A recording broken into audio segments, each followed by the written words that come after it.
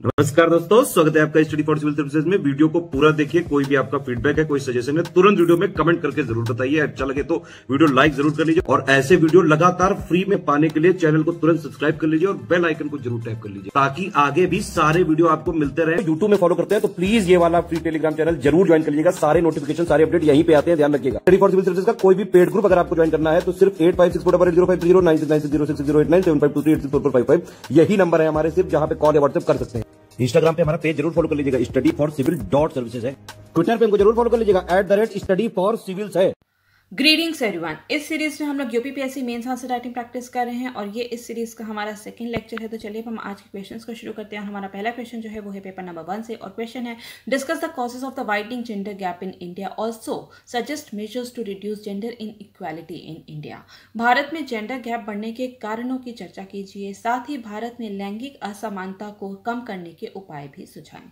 तो सबसे पहले हम यहाँ पे बात करेंगे आखिर जेंडर गैप या फिर जो लैंगिक असमानता है वो होती क्या है। तो जब भी लिंग के आधार पे, जेंडर के आधार पे जब भी कोई भी भेदभाव किया जाता है कि कोई पुरुष है कोई महिला है, ठीक है, उस बेसिस पे अगर कोई भी भेदभाव या डिस्क्रिमिनेशन किया जाता है तो उसको जेंडर इनइक्वालिटी का नाम दिया जाता है। तो अगर हम इंडिया में बात करें, ठीक है, इंडिया में अगर हम देखें तो इसकी डेफिनेशन क्या है कि यहाँ पर जो है अगर कोई भी जो है किसी भी प्रकार से अगर पुरुष और महिलाओं के बीच में जो है अंतर किया जा रहा है, उनके स्वास्थ्य को लेके, उनकी शिक्षा को लेके, उनकी जो है वहाँ पे उनकी आर्थिक और या फिर राजनीतिक असमानताओं को अगर वो दर्शाता है पुरुष और महिलाओं को, तो उसको जो है जेंडर इनइक्वालिटी इंडिया में कहा जाता है। तो यहाँ पर हम आगे बढ़ने से पहले कुछ रिपोर्ट्स के बारे में या फिर हम कह सकते हैं कुछ डेटा पर नजर डालेंगे, ठीक है। तो सबसे पहले हम देखेंगे ग्लोबल जेंडर गैप रिपोर्ट, ठीक है, जो कि 2022 में आई थी और ये इसको रिलीज कौन करता है, वो करता है वर्ल्ड इकोनॉमिक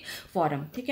तो यहाँ पर जो है उसने यहाँ पर इंडिया को जो है इंडिया की रैंक इसमें 135 थी आउट ऑफ 146 कंट्रीज।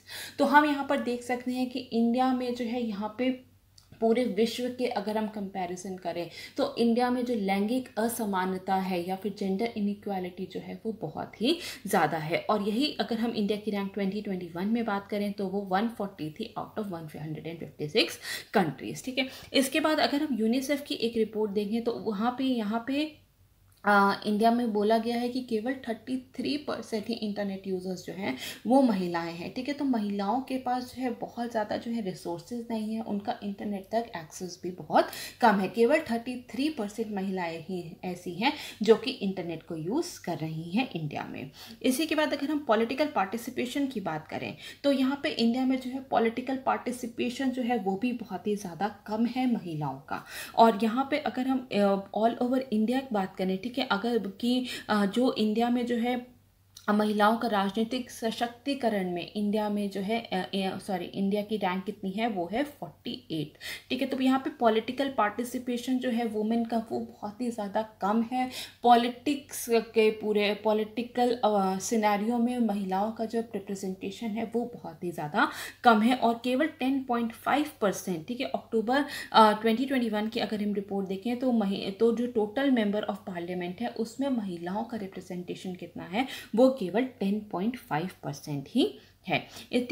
तो इसके बाद अगर हम बात करेंगे, ठीक है, तो ये जो ग्लोबल जेंडर गैप रिपोर्ट है इसमें जो है 4 बड़े जो है पैरामीटर्स को देखा जाता है, ठीक है। जो 4 एरियाज हैं वो कौन कौन से हैं, उन 4 एरियाज को अगर हम देखें तो वो है हेल्थ, एजुकेशन, इकोनॉमी, ठीक है, इकोनॉमिक पार्टिसिपेशन महिलाओं का कितना है और पॉलिटिकल पार्टिसिपेशन कितना है, पॉलिटिक्स। तो इसमें जो है इंडिया का हेल्थ और जो इकोनॉमिक पार्टिसिपेशन हो रहा है महिलाओं का, इसमें जो इंडिया है इसमें सबसे निचले पायदान पर है। तो यहाँ पर महिलाओं के पास जो है आर्थिक रूप से जो है वो कमज़ोर हैं, इनको इकोनॉमिक पार्टिसिपेशन, उनकी जो लेबर फोर्स में पार्टिसिपेशन है वो बहुत ही ज़्यादा कम है।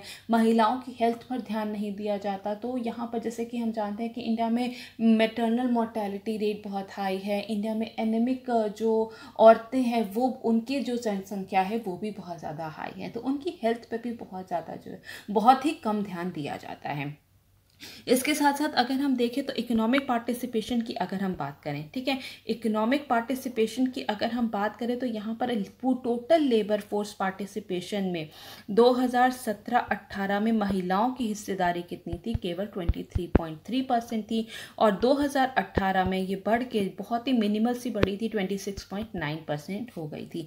जबकि वर्ल्ड एवरेज, ठीक है, अगर हम पूरे ग्लोबल लेवल पे अगर हम डेटा देखें तो वहाँ पे महिलाओं की जो इकोनॉमिक या फिर हम कह सकते हैं लेबर फोर्स पार्टिसिपेशन कितना है, वो है करीब 48.47%। तो हम यहाँ पे देखते हैं कि इंडिया में जो महिलाओं का जो लेबर फोर्स पार्टिसिपेशन है वो भी बहुत ज़्यादा कम है, ठीक है। तो यहाँ पर जैसे कि हमने बात की कि health and survival and economic participation and opportunity का जो इंडेक्स है, इसमें इंडिया को जो रैंक मिली है वो 143 मिली है आउट ऑफ 146 नेशंस। तो हम यहाँ पर देखते हैं कि इंडिया में जेंडर इनइक्वालिटी, जेंडर गैप जो है वो बहुत ही ज़्यादा बड़ा है।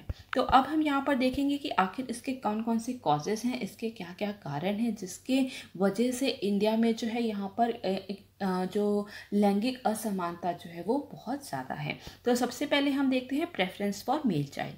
पुरुष बच्चों के लिए जो है यहाँ पे वरीयता दिया जाता है, क्योंकि यहाँ पे जो है जो भी मेल चाइल्ड होता है उसको एक एसेट के रूप में देखा जाता है, और जो फीमेल चाइल्ड होता है उसको एक लाइबिलिटीज़ के रूप में देखा जाता है। तो यहाँ पर उनको बहुत ही ज़्यादा प्रेफरेंस दी जाती है मेल चाइल्ड को, जिसकी वजह से जो है यहाँ पर बहुत ज़्यादा जो है फीमेल इन्फेंटिसाइड, फीमेल फीटिसाइड जैसी जो है समस्या यहाँ पे हमें देखने को मिलती है, जिस वजह से यहाँ पे जो जेंडर गैप है वो बहुत ही ज़्यादा बढ़ गया है। तो नेक्स्ट हम देखते हैं पॉवर्टी, ठीक है, गरीबी भी जो है वो भी जेंडर गैप के लिए एक बहुत बड़ा जो है कारक है, क्योंकि यहाँ पर इंडिया में क्या है, एक पेट्रियार्कल सोसाइटी है, पेट्रियार्कल इंडियन सोसाइटी है, और यहाँ पर देखा जाता है कि जो भी डिपेंडेंस जो है, इकोनॉमिक डिपेंडेंस जो है वो मेल पर ही होती है, जिसकी वजह से उनकी एजुकेशन पे ज़्यादा ध्यान दिया जाता है, ठीक है। अगर घर में जो है पैसे नहीं है, केवल 2 ही बच्चे को पढ़ा सकते हैं, घर में 4 बच्चे हैं, तो जो है जो मेल चाइल्ड है उनकी जो है उनकी स्कूलिंग पर ज़्यादा ध्यान दिया जाता है। तो गरीबी की वजह से भी जो है यहाँ पर जेंडर गैप की समस्या जो है वो बनी हुई है। इसके बाद हम देखते हैं लो लिटरेसी अमंग फीमेल्स, ठीक है, महिलाओं में कम साक्षरता दर है। जैसा कि हम लोग इंडिया में जानते हैं, ठीक है, इंडिया की टोटल लिटरेसी रेट की अगर हम बात करें तो वो कितनी है, वो है 74.04%, ठीक है। और अगर यही हम मेल लिटरेसी रेट की बात करते हैं तो वो है 82.14%, और फीमेल लिटरेसी की बात करते हैं तो वो 65.46% है। तो यहाँ पर हम देखते हैं कि महिलाओं में इलिटरेसी रेट भी मेल के कंपैरिजन में बहुत ही ज़्यादा है। और यहाँ पर हम देखते हैं कि जो गर्ल चाइल्ड होते हैं उनका स्कूल ड्रॉप आउट रेट जो है वो भी बहुत ज़्यादा हाई है, ठीक है। तो यहाँ पर जो है एक एनडीटीवी की अगर हम बात करें, एनडीटीवी की रिपोर्ट के मुताबिक 23 मिलियन, ठीक है, 23 मिलियन गर्ल्स जो हैं वो हर साल स्कूल से जो है वो स्कूल छोड़ देती हैं, स्कूल ड्रॉप आउट होती हैं आफ्टर हिटिंग देयर प्यूबर्टी। तो यहाँ पर जो है बहुत सारी जो है यहाँ पर समस्याएं जो हैं वो बनी हुई हैं। इसी के साथ अगर हम और आंकड़ों की बात करें तो जो फीमेल्स हैं, ठीक है, जो गर्ल्स हैं, उनका जो मीन ईयर ऑफ स्कूलिंग है वो कितना है, वो है 4.7 ईयर्स। और यही अगर हम मेल चाइल्ड की बात करें या फिर मेल्स की जो एवरेज ईयर ऑफ स्कूलिंग है वो है 8.2 ईयर्स, ठीक है। तो यहाँ पर हम देखते हैं कि जो है महिलाओं में साक्षरता दर बहुत कम है, उनको जो सीखने की या फिर लर्निंग अपॉर्चुनिटी जो दी जा रही है वो भी बहुत ही ज़्यादा कम है। इसके बाद हम देखेंगे लो फीमेल लेबर फोर्स पार्टिसिपेशन, ठीक है, कम महिला श्रम शक्ति भागीदारी है। तो यहाँ पर हम कह सकते हैं कि जो एक पीरियोडिक एक सर्वे हुआ था, लेबर फोर्स सर्वे 2020-21 में, इसमें पाया गया था कि केवल जो है 23.15% महिलाएं ही जो हैं एम्प्लॉयड हैं, और यही मेल्स में जो है 57.75% जो है जो मेल है वो एम्प्लॉयड हैं। तो यहाँ पर हम देखते हैं कि उनका जो लेबर फोर्स पार्टिसिपेशन है वो भी बहुत ज़्यादा कम है। और यहीं अगर हम बात करें नेशनल फैमिली हेल्थ सर्वे की, 2019 से लेके अगर हम 2021 तक का डेटा देखें तो इसमें से जितने भी लोगों का सर्वे किया गया था उसमें से केवल 25.2% महिलाएं जो थी वो किसी न किसी तरह एम्प्लॉयड थी, और अगर मेल्स में यही रेट जो था वो 74.8% था। तो यहाँ पे फीमेल का जो लेबर फोर्स पार्टिसिपेशन है वो भी बहुत ज़्यादा कम है। इसके बाद हम देखते हैं लो एम्प्लॉयमेंट अपॉर्चुनिटीज़। तो यहाँ पर जो महिलाओं के पास जो एम्प्लॉयमेंट अपॉर्चुनिटीज़ हैं वो बहुत ही ज़्यादा कम है। जब वो ज़्यादा पढ़ी लिखी नहीं होती तो जाहिर सी बात है उनकी एम्प्लॉयमेंट अपॉर्चुनिटीज़ जो हैं वो बहुत ज़्यादा कम हो जाएगी। और अगर यही हम लॉकडाउन के दौरान देखें तो यहाँ पे फीमेल्स ने जो है अपनी जॉब ज़्यादा खोई थी इन कंपैरिजन टू मेल्स। और यहाँ पे जितने भी जो वापस से जिनको जो है लॉकडाउन ख़त्म होने के बाद वापस से जिनको की एम्प्लॉयमेंट मिला था उसमें से महिलाओं में जो है 11 गुना जो है उनको फीमेल को जो है कम वापस से जो है जॉब ऑफर हुई थी।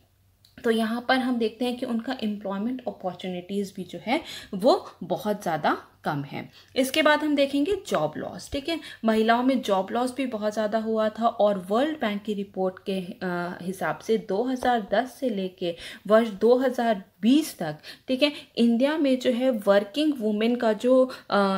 वुमेन की जो परसेंटेज है वो 26% से घटकर कितनी हो गई थी, वो 19% हो गई थी। और 2022 में ये फर्दर घट के केवल 9% ही रह गई है। तो यहाँ पर हम देखते हैं कि महिलाओं में जॉब लॉस भी जो है वो बहुत ज़्यादा है। और ऑक्सफैम की रिपोर्ट के हिसाब से, ठीक है, ऑक्सफैम की अगर हम रिपोर्ट देखें उसके हिसाब से 17 मिलियन वुमेन ने 2020 में जो है अपनी जॉब को खोया था। इसके बाद हम देखते हैं वेज गैप। वेतन में भी बहुत ज़्यादा अंतर है। ठीक है, मेन जो है जो मेल काउंटर पार्ट्स हैं वो ज़्यादा कमाते हैं एक फीमेल के कंपैरिजन में। ठीक है, अगर सेम नेचर ऑफ वर्क भी है तो भी जो है फीमेल को जो है यहाँ पे कम वेज ऑफर किया जाता है। और ये इंडिया में एक रिपोर्ट के हिसाब से अगर हम कहें तो ये जो पूरा जो वेज का जो गैप है ये कितना है, ये करीब 30 से 35% का है। और ये रिपोर्ट किसकी है, ये इंटरनेशनल लेबर ऑर्गेनाइजेशन की है। इसी के साथ साथ हम देखते हैं कि महिलाओं में जो है वेल्थ इनइक्विटी भी बहुत ज़्यादा है। ठीक है, महिलाओं में वेल्थ इनइक्विटी भी बहुत ज़्यादा है। और मेल और अगर फीमेल की वेल्थ इनइक्विटी की बात करें तो ये करीब 60 से 64% तक की है। तो यहाँ पर अगर हम देखें वर्ल्ड इनइक्वालिटी रिपोर्ट 2022, तो यहाँ पर क्या है कि जितनी भी जो लेबर फोर्स की इनकम है उसमें 82% की हिस्सेदारी तो मेल्स की है, और केवल 18% की हिस्सेदारी किसकी है, वो फीमेल्स की है। तो हम यहाँ पर देखते हैं कि यहाँ पर फीमेल्स की जो इनकम है, वेज है, वो भी बहुत ज़्यादा कम है। इसके बाद हम देखेंगे फैमिली रोल्स। ठीक है, पारिवारिक बहुत सारी भूमिकाएँ हैं। महिलाओं से ये जो है एक्सपेक्ट किया जाता है कि वो फैमिली को देखेंगी, वो बच्चों को देखेंगी, वो जहाँ जो भी एल्डरलीज हैं घर में उनको भी वही ख्याल रखेंगी। ठीक है, तो डोमेस्टिक वर्क के लिए भी वही जिम्मेदार हैं। तो ऐसी कई सारी जो है डोमेस्टिक रोल्स हैं जिसकी वजह से भी इंडिया में जो है जेंडर गैप जो है वो बहुत ज़्यादा है। Lack of awareness among women. ठीक है, महिलाओं में जागरूकता की बहुत ज़्यादा कमी है। उनको पता ही नहीं है उनके राइट्स के बारे में, उनके फंडामेंटल राइट्स के बारे में, उनकी कैपेबिलिटीज़ के बारे में कि वो क्या क्या करने में सक्षम है, जिसकी वजह से जो है उन्हें पता ही नहीं है कि पूरे जो सोशल पॉलिटिकल और जो इकोनॉमिक सिनेरियो जो है वो उनको किस तरीके से नकारात्मक प्रभावित कर रहा है। तो ये सब कई कारण हैं जो जिससे के कारण जो है इंडिया में जो जेंडर गैप है वो काफ़ी ज़्यादा जो है वो बढ़ गया है। तो यहाँ पे इसको हम देखेंगे कि आखिर इसके क्या क्या इफ़ेक्ट होते हैं। ठीक है, अगर हम इफ़ेक्ट की बात करें तो ये वुमेन की जो हेल्थ है इस पर भी बहुत ही ज़्यादा नकारात्मक प्रभाव डालता है। ऐसा माना जाता है कि जो विमेन जो है वो घर में जो है वो सबसे लास्ट में खाना खाएगी। अगर उसका तो कई बार जो होता है कि बहुत ज़्यादा खाना नहीं बचता तो वो जो है आधे पेटी सो जाती है। तो यहाँ पर जो है वो मेल नरिशमेंट की प्रॉब्लम जो है वो बहुत ज़्यादा है महिलाओं में। एनीमिया की प्रॉब्लम जो है वो बहुत ज़्यादा है, जिसकी वजह से जो है यहाँ पे MMR रेट, ठीक है, मैटरनल मोर्टेलिटी रेट जो है वो भी बहुत ज़्यादा हाई है। चाइल्ड मैरिजेस जो है वो बहुत ही ज़्यादा जो है इंडिया में बढ़ गए हैं, क्योंकि यहाँ पर जो है सन को तो एक जो है एसेट के रूप में देखा जाता है, फीमेल्स जो है उनकी लाइबिलिटीज़ के रूप में देखा जाता है। तो यहाँ पर जो है जो लड़कियों की एजुकेशन पर भी ध्यान नहीं दिया जाता, जिसकी तो ये सब कुछ एडवर्स इफेक्ट हैं जो कि हमारी सोसाइटी में वाइडनिंग जेंडर गैप की वजह से हमें देखने को मिलते हैं। इसके बाद हम देखेंगे सेक्स सिलेक्टिव अबॉर्शंस होते हैं, लिंग चयनात्मक गर्भपात होते हैं। यहाँ पे जैसे कि हमने बात की थी कि जो है प्रेफरेंस होती है मेल चाइल्ड के लिए, जिसकी वजह से फीमेल इन्फेंटिसाइड, फीमेल फीटिसाइड जैसी जो प्रॉब्लम्स है वो बहुत ज़्यादा बढ़ गई हैं। लो पेड जॉब्स का, ठीक है, कम वेतन वाली जो है नौकरियां फीमेल को ज़्यादातर ऑफ़र की जाती हैं, क्योंकि मतलब कि हायर एजुकेशन बहुत ज़्यादा इनमें होती नहीं है, तो जिसकी वजह से जो है इनको जो है कम पे वाली जो है जॉब ऑफ़र की जाती है। और कुछ ऐसे जो है कुछ रोल्स हैं जो स्टीरियोटाइप रोल्स हैं जो कि विमेन के लिए ही जो है बोला जाता है कि ये विमेन के लिए ही जॉब है, जैसे कि नर्सेज हो गया या फिर रिसेप्शनिस्ट का जॉब है। तो ये सब जो है ये एक स्टीरियोटाइप जो है इसको भी जो है हमें हमारे सोसाइटी से हटाना होगा। इसके बाद लो जीडीपी, ठीक है, इसकी वजह से जो है हमारी जो जीडीपी जो है वो भी बहुत ज़्यादा जो है वो कम देखने को मिलती है, क्योंकि लेबर फोर्स पार्टिसिपेशन जो है वो बहुत ज़्यादा है नहीं। और जो महिलाओं की टोटल पॉपुलेशन में तो हिस्सेदारी 48% की है, लेकिन अगर जीडीपी में हिस्सेदारी देखें तो वो मात्र 17% की है। तो ये कई सारे जो है नकारात्मक प्रभाव है वाइडनिंग जेंडर गैप के। इसके बाद हम देखेंगे कि आखिर हम क्या क्या उपाय कर सकते हैं, क्या क्या मेजर्स ले सकते हैं जिससे कि हम लोग जो जेंडर गैप है, लैंगिक असमानता है, उसको कम किया जा सके। सबसे पहले क्या है, सबसे पहले है फ्री एजुकेशन। तो सबसे पहले है फ्री एजुकेशन, मुफ्त शिक्षा। लड़कियों को जो है मुफ्त शिक्षा पर उनके जोर देना पड़ेगा। मुफ्त शिक्षा में भी जो हायर स्टडीज़ हैं उनको जो है हायर स्टडीज़ उनके लिए मुफ्त कर देनी चाहिए, या फिर जो है उनको जो है हायर स्टडीज़ के लिए और ज़्यादा इनकरेज करना चाहिए, ताकि उनको और ज़्यादा जो है हम लोग इकोनॉमिकली आगे चल के जो है और उनको एम्पावर कर सकें, उनको और ज़्यादा सशक्त कर सकें। इसके बाद है participation in political and social activities. राजनीतिक और सामाजिक गतिविधियों में उनकी भागीदारी को बढ़ाना होगा। उनकी जो पूरी जो पार्टिसिपेशन है, पूरी जो सोसाइटी में इकोनॉमिक पार्टिसिपेशन है, उसको और ज़्यादा बढ़ाना होगा, ताकि जो है हम उन्हें और ज़्यादा सशक्त कर सकें। टारगेटेड वेलफेयर प्रोग्राम्स हैं, लक्षित कल्याण कार्यक्रम जो है वो चलाना चाहिए, ताकि जो है महिलाओं के लिए जो है वो और ज़्यादा बेनिफिशियल हो, महिलाएं जो है वो और ज़्यादा एनकरेज हो अपने लिए स्टेप्स लेने के लिए। जैसे कि अगर हम बात करें तो जैसे मनरेगा है, ठीक है, मनरेगा जो स्कीम है इसमें 50% जॉब जो है वो महिलाओं के लिए ही जो है वो आरक्षित है। तो इस तरीके से कई सारी जो है वेलफेयर स्कीम्स निकाल सकते हैं, जिससे कि जो है महिलाएं जो है और ज़्यादा इनकरेज होंगी। इसके बाद है जेंडर सेंसिटाइजेशन की, ठीक है, लिंग संवेदीकरण की। जो जितने भी जो सोशल बैरियर है उसको तोड़ने की ज़रूरत है। तो ये जो स्कूल है, घर है, जो भी वर्क प्लेस है, वहाँ पर जो है हमें बताना होगा कि जो मेल और फीमेल जो है ये दोनों ही जो है वो इक्वल फुटिंग पर हैं। एनजीओज और सिविल सोसाइटी का बहुत बड़ा रोल है, ठीक है। तो एक होलिस्टिक अप्रोच, एक होलिस्टिक तरीके से जो है इस पूरी समस्या से निपटने के लिए जो है एनजीओज और सिविल सोसाइटी का बहुत ही बड़ा हाथ है। इसके बाद हम देखते हैं स्प्रेड अवेयरनेस, जागरूकता फैलाने की ज़रूरत है। महिलाएं जो है उनको उनके राइट्स के बारे में बताने की ज़रूरत है, उनको जो है उनकी कैपेबिलिटीज़ के बारे में बताने की ज़रूरत है, उनको ये बताने की ज़रूरत है कि वो क्या कर सकती हैं और वो किसी भी तरीके से जो है वो मेल से जो है वो कम नहीं है, वो भी चाहे तो कुछ भी कर सकती हैं। इसके बाद बहुत तरीके के सोशल चेंज लाने की ज़रूरत है, सामाजिक परिवर्तन लाने की ज़रूरत है, जैसे कि जो है चाइल्ड मैरिजेस को रोकना होगा, जिसके लिए कि जो सरकार द्वारा जो है जो फीमेल की जो मिनिमम मैरिज एज थी उसको भी बढ़ा के जो है 21 ईयर्स का हाल ही में कर दिया गया है, ठीक है। डोमेस्टिक वायलेंस है उसको हमें रोकना होगा।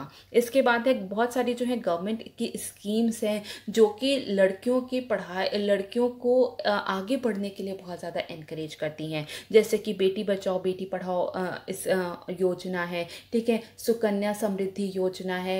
जितनी भी जो लड़कियां जो है हायर स्टडीज़ के लिए जाती हैं तो उनको जो है मुफ्त बाईसाइकिल दी जाती है या फिर जो है लैपटॉप दिया जाता है। तो इस तरीके से कई तरीके से जो है लड़कियों को आगे बढ़ने के लिए, आगे पढ़ने के लिए जो है इनकरेज किया जाता है, ताकि जो है उनको हम लोग और ज़्यादा जो है सशक्त कर सकें। इसके बाद कई तरीके से जो है लीगल प्रोटेक्शन भी जो है उनको देने की ज़रूरत है।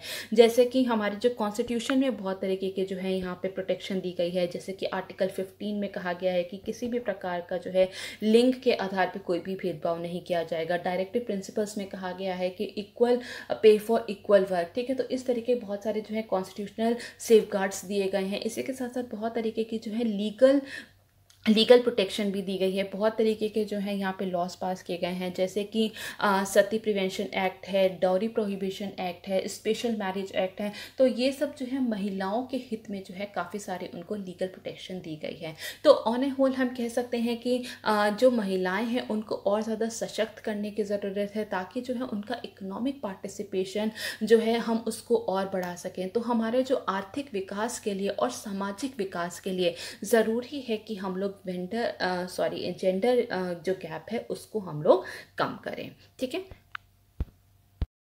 हमारा अगला क्वेश्चन है पेपर नंबर 2 से, और क्वेश्चन है discuss the role of the national land monetization corporation, what are the underlying challenges. राष्ट्रीय भूमि मुद्रीकरण निगम की भूमिका की विवेचना कीजिए।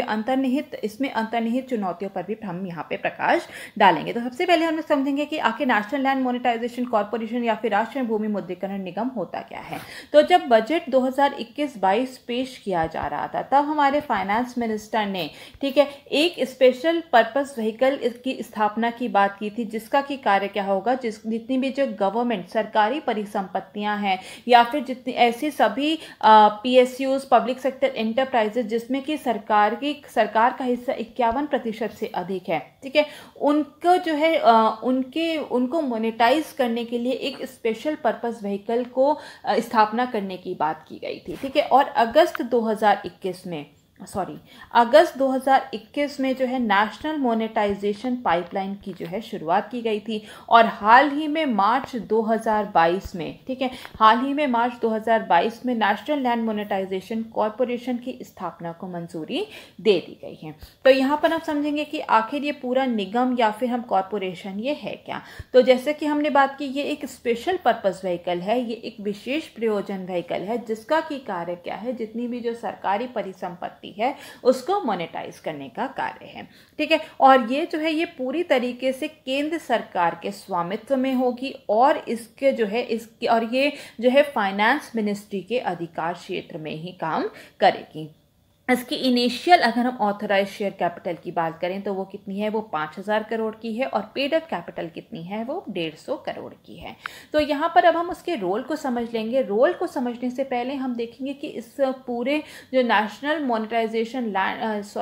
लैंड मोनेटाइजेशन कॉर्पोरेशन जो है, इसको बनाने का उद्देश्य क्या है, ठीक है। इसका अगर हम पर्पस की बात करें तो जितना भी जो सरकारी परिसंपत्ति है, ठीक है, जितनी भी जो गवर्नमेंट एसेट्स हैं, या फिर हम कह सकते हैं जितनी भी जो सरकारी सरप्लस लैंड है, ठीक है, सरप्लस लैंड मतलब अधिशेष लैंड, ठीक है, जो अनयूज्ड लैंड है, जो कि ऐसा लैंड जो कि खाली पड़ा हुआ है, या फिर अंडर यूज्ड लैंड है, मतलब कि जो कि जहां पर कि जिनका उपयोग बहुत ही ज़्यादा कम किया गया है। तो इन सभी लैंड को पहचानना और इसको जो है तरीके से मोनेटाइज करना, ये इसका कार्य होगा, ठीक है। तो अगर हम इसके रोल की बात करें तो सबसे पहले क्या है कि speed up the closure process of PSUs. सार्वजनिक क्षेत्र के जितने भी जो उपक्रम हैं या फिर जितने भी जो पब्लिक सेक्टर यूनिट्स हैं, उनके क्लोजर प्रोसेस में मदद करेगा, ठीक है। तो यहाँ पर जो है जब भी किसी जो है सरकारी जितनी भी जो पीएसयूज हैं, पब्लिक सेक्टर एंटरप्राइजेस हैं, उनको अगर बंद किया जाता है या फिर उसका जो है डिसइन्वेस्टमेंट किया जाता है, तो उस पूरी प्रक्रिया को और उसमें और जल्दी लाने में जो है एनएलएमसी जो है वो मदद करेगी। और जितने भी जो सेंट्रल पब्लिक सेक्टर एंटरप्राइजेस हैं, उनके स्ट्रैटेजिक डिसइन्वेस्टमेंट में, सामरिक विनिवेश में भी जो है वो मदद करेगी। यहाँ पर वो पूरे जितने भी जो एसेट्स हैं किसी गवर्नमेंट के, उसको आइडेंटिफाई करेगी और उसको किस तरीके से, ठीक है, उसको किस तरीके से स्टेप बाय स्टेप मोनेटाइज करना है, किस प्रक्रिया से मोनेटाइज करना है, इन सभी में मदद करेगी। तो जिससे कि जितना भी जो क्लोजर प्रोसेस है वो बहुत ही आसान हो जाएगा, वो बहुत ही जल्दी हो जाएगा, और साथ साथ जितने भी जो पब्लिक सेक्टर एंटरप्राइजेस है उनके स्ट्रैटेजिक डिसइन्वेस्टमेंट में भी हमें मदद मिलेगी। इसके बाद हम अगर नेक्स्ट बात करें तो वो क्या है, एनकरेज प्राइवेट सेक्टर इन्वेस्टमेंट। ठीक है, जितना भी जो निजी क्षेत्र में जो निवेश है उसको भी और ज़्यादा ये प्रोत्साहित करेगा।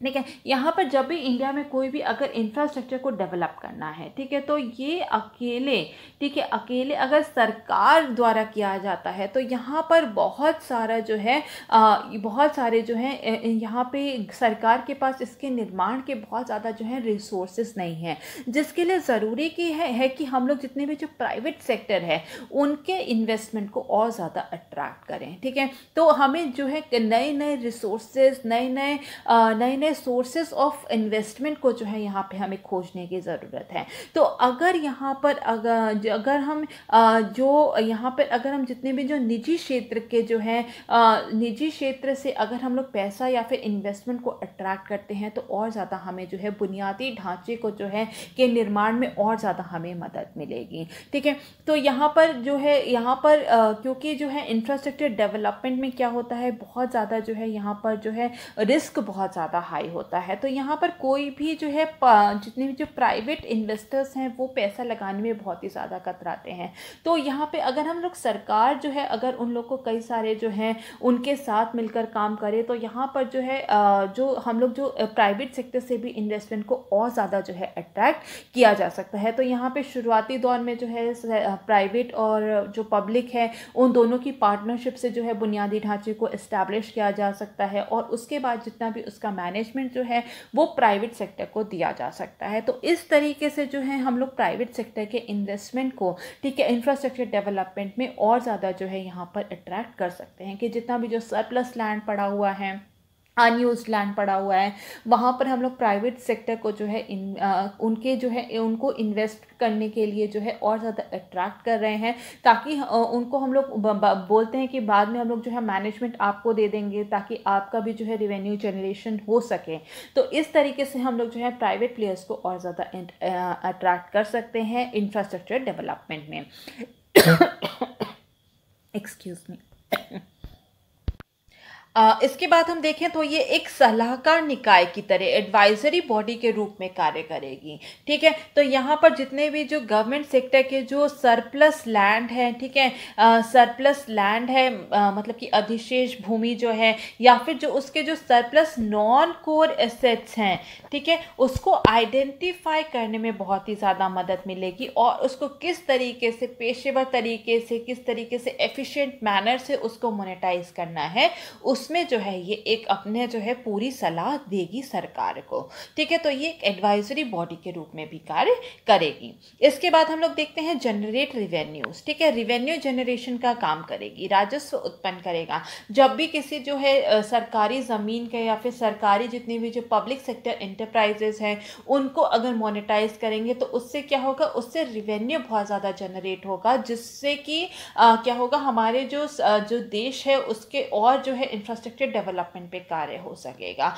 ठीक है, और ज़्यादा जो है निर्माण का कार्य हो सकेगा। तो यहाँ पे रेवेन्यू जनरेशन में बहुत ही ज़्यादा मदद मिलेगी। इसके बाद हम देखते हैं मोनेटाइज अनयूज्ड एंड अंडरयूज्ड लैंड्स। ठीक है, अप्रयुक्त और अप्रयुक्त या फिर जो है कम, ठीक है, मतलब कम उपयोग की गई भूमि जो है उसको मुद्रीकरण करेगा। ठीक है, तो ऐसी जो है सरकार द्वारा बहुत ज़्यादा जो है सरप्लस लैंड है उनके हिस्से में या फिर हम कह सकते हैं अनयूज्ड लैंड है, तो उनको मोनेटाइज करने में बहुत ज़्यादा मदद मिलेगी। ठीक है, जैसे कि अगर हम एग्जाम्पल की बात करें तो सबसे ज़्यादा जो अगर माना जाता है कि रेलवेज और डिफेंस, ठीक है, रेलवेज और डिफेंस के पास जो है बहुत ज़्यादा जो है सरप्लस लैंड पड़ा हुआ है।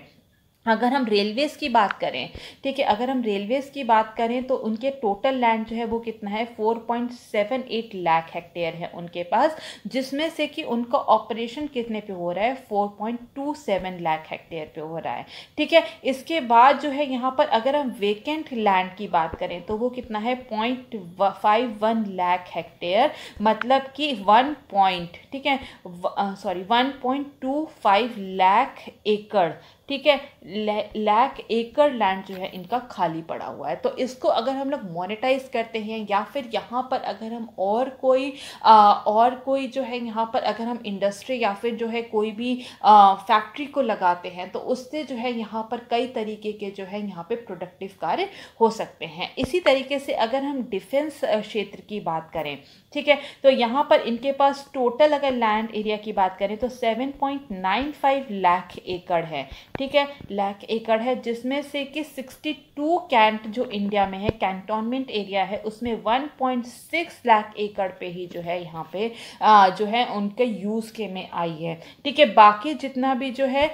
16.35 लाख हेक्टेयर जो है, ठीक है, वो उनके बाउंड्री के बाहर है जो कि डिफेंस मिनिस्ट्री के ही अंदर आती है। तो यहाँ पर हम देखते हैं कि बहुत सारी सरकारी भूमि ऐसी है जो कि सरप्लस लैंड है जिनका कोई उपयोग नहीं हो रहा है, ठीक है, तो उसको जो है मोनेटाइज करने में और ज़्यादा मदद मिलेगी। जब उसको हम लोग मोनेटाइज करेंगे, जब हम उनको आइडेंटिफाई करेंगे तो जो लैंड की जो स्कैरसिटी को दिखाया जा रहा है, ठीक है, लैंड को जो स्कैरसिटी को दिखाया जा रहा है उससे भी हमें कम करने में मदद मिलेगी। क्योंकि यहाँ पे जो है सरप्लस लैंड अगर जो है आम आदमी के लिए या फिर प्राइवेट प्लेयर्स के लिए जो है ओपन होगा कि वो वहाँ पर आके उसको ले सकते हैं, तो यहाँ पे जो स्कैरसिटी ऑफ लैंड है उसको भी कम करने में मदद मिलेगी। इसके बाद हम देखते हैं repository of best practices in land monetization, ठीक है। इसके बाद हम कह सकते हैं भूमि मुद्रीकरण में सर्वोत्तम प्रथाओं का यहाँ पे भंडार रहेगा, ठीक है। तो ये जो NLMC है ये लैंड मोनेटाइजेशन में जितनी भी जो सर्वोत्तम प्रथाओं है उसके भंडार के रूप में कार्य करेगा। क्योंकि यहाँ पर क्या होता है कि जितनी भी NLMC में इसके जो मेंबर्स होंगे वो कौन है, वो जो है वो प्रोफेशनल्स होते हैं, ठीक है। इसके अंतर्गत जो है वो प्रोफेशनल्स को हायर किया जाएगा जो कि प्राइवेट सेक्टर से होंगे, ठीक है, जो कि बहुत ही ज़्यादा जिनके पास एक्सपर्टीज़ है, ठीक है। तो यहाँ पर क्या है, तो उनको जो है मेरिट बेस पे उनको हायर किया जाएगा प्राइवेट सेक्टर के प्रोफेशनल्स को, ठीक है, जैसे कि national investment and infrastructure fund या फिर ठीक है इन्वेस्ट इंडिया में जिस तरीके से हुआ है। तो ये एक एक्सपर्टीज बॉडी होगी, ठीक है, ये एक एक्सपर्ट बॉडी होगी जो कि जितने भी जो कॉम्प्लेक्स प्रोसेस होते हैं मोनेटाइजेशन में, जैसे कि वैल्यूएशन, ठीक है, किसी भी लैंड का वैल्यूएशन क्या होगा, उसमें बहुत सारी जो है लीगैलिटी होती है, ठीक है, तो उसके लीगल प्रोसेसेस को, ठीक है, तो इन सब में जो है यहाँ पे उनकी एक मजबूत पकड़ होगी इन सभी जितने भी जो इश्यूज हैं इनको डील करने के लिए, ठीक है। तो यहाँ पर जो है यहाँ पे ये एक स्पेशलाइज्ड एजेंसी के रूप में काम करेगा जिससे कि जितनी भी जो बेस्ट प्रैक्टिसेस हो सकती हैं लैंड मोनेटाइजेशन में उसको जो है यहाँ पर उपयोग किया जाएगा। इसके बाद अगर हम देखें तो economic development and employment generation में भी जो है इसमें बहुत ज़्यादा मदद मिलेगी, ठीक है। जितनी भी जो सरप्लस लैंड है, अगर वहाँ पे कोई फैक्ट्री लगती है या फिर अगर वहाँ पे कोई भी निर्माण का कार्य होता है तो वहाँ पर तो उससे क्या होगा, निर्माण का कार्य होगा तो वहाँ पे हमारी जो है आर्थिक विकास होगा और साथ साथ जब विकास होगा वहाँ पे कुछ कार्य होगा तो वहाँ पे जो है रोजगार भी उत्पन्न करने में हमें बहुत ज़्यादा मदद मिलेगी, ठीक है। इसके बाद हम लोग देखते हैं इसमें कौन कौन से चैलेंजेस हैं, इसके कौन कौन से इश्यूज हैं, चुनौतियाँ इसमें कौन कौन सी हैं। तो सबसे पहले हम देखेंगे depending on the governments disinvestment target, ठीक है, सरकार के विनिवेश लक्ष्य पर यह पूरी तरीके से निर्भर करता है। नेक्स्ट हम बात करेंगे यहाँ पे चैलेंजेस की या फिर हम कह सकते हैं चुनौतियों की, ठीक है। तो इसके जो कार्य क्षेत्र में क्या क्या चुनौतियाँ आ सकती हैं अब हम उसकी बात करेंगे। तो सबसे पहले क्या है, सबसे पहले है depending on the governments disinvestment target, सरकार के विनिवेश लक्ष्यों पर पूरी तरीके से ये निर्भर करता है, ठीक है। तो जो जितना सरकार का लक्ष्य होगा उतना ही जो है उतना ही लैंड जो है मोनेटाइज किया जाएगा। तो ये पूरी तरीके से जो है वहाँ पर उसी पर निर्भर गवर्नमेंट के टारगेट पर ही निर्भर करता है। लेकिन कई बार देखा गया कि गवर्नमेंट जो है अपना टारगेट जो है रिवाइज करती है और जो गवर्नमेंट का जो टारगेट है वो लक्ष्य भी जो है वो पूरा नहीं हो पाता है। फॉर एग्जांपल अगर हम देखें फाइनेंशियल ईयर 2021-22 में, ठीक है, 2021-22 का जो फाइनेंशियल ईयर था उसमें जो सरकार ने टारगेट कितना रखा था 1.75 लाख करोड़ का जो है टारगेट रखा था कि इतना जो है हमें डिसइन्वेस्टमेंट करना है, ठीक है। बाद में इसको रिवाइज कर दिया गया टारगेट को और इसको घटा के, ठीक है, किया गया 78,000 करोड़, और लेकिन एक्चुअल में, ठीक है, कितना रियलाइज, कितना रेस कितना किया गया, केवल 12,423 करोड़। ठीक है, तो यहाँ पे जितना भी जो सरकार ने टारगेट रखा था उस वो लक्ष्य जो है वहाँ पे पूरा नहीं कर पाए थे। तो अगर इस तरीके से अगर हम पूरा लक्ष्य नहीं कर पाते हैं तो ये जो पूरा निकाय है, पूरा जो कॉरपोरेशन है, ठीक है, तो उसका जो काम है रिवेन्यू जनरेट करने का वो पूरी तरीके से नहीं हो जाएगा, तो पूरा पर्पस जो है वो डिफीट हो जाएगा। नेक्स्ट हम देखेंगे lack of identifiable revenue stream. ठीक है, पहचान योग्य राजस्व धाराओं का जो है यहाँ पर अभाव देखने को मिलता है, क्योंकि जो पूरा जो हम कह सकते हैं कि ये जो केवल जो पूरा जो प्रोसेस है मोनेटाइजेशन का, ठीक है, मोनेटाइजेशन का प्रोसेस है वो जो है यहाँ पे ख़त्म नहीं हो जाता कि हमने किसी को जो है रिवेन्यू राइट्स जो है वहाँ पे ट्रांसफ़र कर दी है। ठीक है, रिवेन्यू राइट्स ट्रांसफ़र करते ही जो है यहाँ पे जो है पूरा काम ख़त्म नहीं होता। ये जैसा कि हमने बात की, ये क्या है, ये एक कॉम्प्लेक्स प्रोसेस है। ठीक है, हमने रिवेन्यू राइट्स ट्रांसफ़र कर दी, उसके बाद भी बहुत सारे जो है कार्य होते हैं कि जो लैंड पे जिसने हमने रिवेन्यू राइट्स जो है ट्रांसफ़र किए हैं, अब वहाँ पे जो है प्राइवेट प्लेयर, ठीक है, प्राइवेट प्लेयर जो है वहाँ पे ठीक ढंग से इन्वेस्टमेंट कर रहा है कि नहीं। ऐसा तो नहीं कि प्राइवेट प्लेयर जो है या फिर जो इन्वेस्टर है उसने ज़मीन तो ले ली है, जितना भी सरप्लस लैंड है या फिर अनयूज्ड लैंड है उसको तो ले लिया, लेकिन वहाँ पे किसी भी प्रकार का जो है इन्वेस्टमेंट नहीं कर रहा है। तो वहाँ पे क्या इन्वेस्टमेंट हो रहा है, ठीक है, वहाँ पे इन्वेस्टमेंट कितना हो रहा है, या फिर वहाँ पे अगर कोई भी जो है हम देख सकते हैं कि वहाँ पे अगर किसी उस लैंड पर जो है काम किस तरीके से हो रहा है, अगर उस लैंड पे कोई भी डिस्प्यूट है तो उसको भी जो है सॉल्व करना जो है ये सब सरकार की ही जिम्मेदारी है। तो बहुत सारे आगे के जो कॉम्प्लेक्स टास्क हैं, ठीक है, उसको परफॉर्म करने के लिए भी जो है यहाँ पे बहुत सारे ह्यूमन रिसोर्सेज चाहिए, बहुत सारे जो है अलग अलग तरीके के रिसोर्सेज चाहिए। तो ये कॉम्प्लेक्स टास्क जो है इसको कंप्लीट, इसको फुलफिल करने में भी बहुत ज़्यादा जो चैलेंजेस हमें दिखने को मिल सकते हैं। इसके बाद हम नेक्स्ट देखेंगे पीपीपी मोनेटाइजेशन मॉडल। ठीक है, यहाँ पे हमने क्या देखा है कि जो है पब्लिक प्राइवेट पार्टनरशिप का जो है जो मोनेटाइजेशन मॉडल जो यूज़ किया जा रहा है, ठीक है, ये भी इटसेल्फ एक बहुत ही ज़्यादा जो है ये एक चैलेंजिंग कार्य है। ठीक है, क्योंकि यहाँ पर क्या है कि यहाँ पे बहुत सारे जो है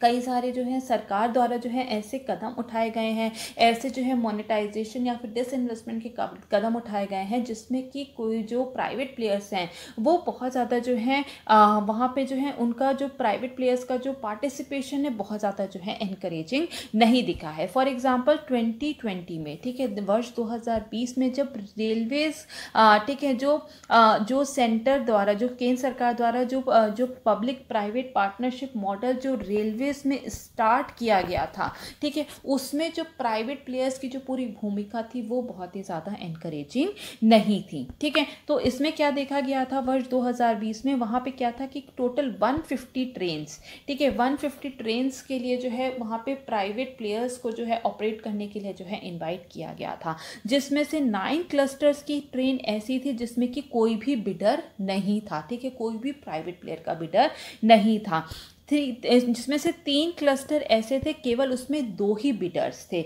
और 3 क्लस्टर ऐसे थे जिसमें कि सबसे ज़्यादा जो हाईएस्ट बिडर था वो कौन था, वो था IRCTC।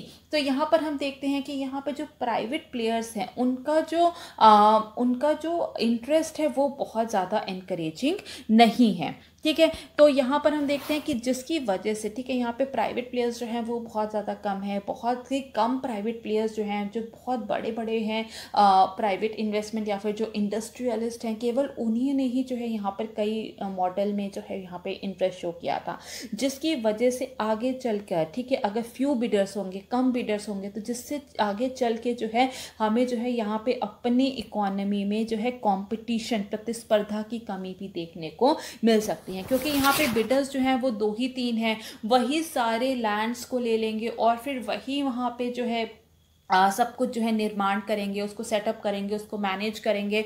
तो जो हमारे जो यहाँ पे हमें क्या देखने को मिलेगा, हमें मोनोपोली या फिर डुओपोली, ठीक है, डुओपोली जैसी सिचुएशन देखने को मिलेगी। तो ये इटसेल्फ बहुत ज़्यादा चैलेंजिंग है, क्योंकि अगर मोनोपोली होगी, डुओपोली होगी, तो वो अपने हिसाब से रिवेन्यूज़ जो हैं चार्ज करेंगे, तो जो कि आम आदमी की जेब पर जो है वो एक बर्डन पड़ सकता है। तो यहाँ पर जो है कॉम्पिटिशन की कमी भी हमें आगे देखने को जो है वो देखने को मिल सकती है। इसके बाद हम देखते हैं लो इंटरेस्ट ऑफ प्राइवेट प्लेयर्स। ठीक है, बहुत सारे ऐसे चीज़ें हैं जहाँ पे कि जो प्राइवेट प्लेयर्स है उनका जो है बहुत ज़्यादा इंटरेस्ट नहीं है। जितनी भी जैसे इंफ्रास्ट्रक्चर बिल्डिंग है जिसमें बहुत ज़्यादा ह्यूज इन्वेस्टमेंट है, जो कि जहाँ पे कि बहुत ज़्यादा जो है प्रॉफिट नहीं जनरेट होता है। ठीक है, तो उसमें जो है जितने भी जो प्राइवेट प्लेयर्स हैं उनकी इंटरेस्ट की बहुत ज़्यादा कमी होती है। जैसे कि फॉर एग्जांपल जो 4 लेन के नीचे, ठीक है, 4 लेन के नीचे जितने भी जो प्राइवेट प्लेयर्स के लिए अगर कोई भी बिडिंग होती है तो वो उसमें बहुत ज़्यादा जो है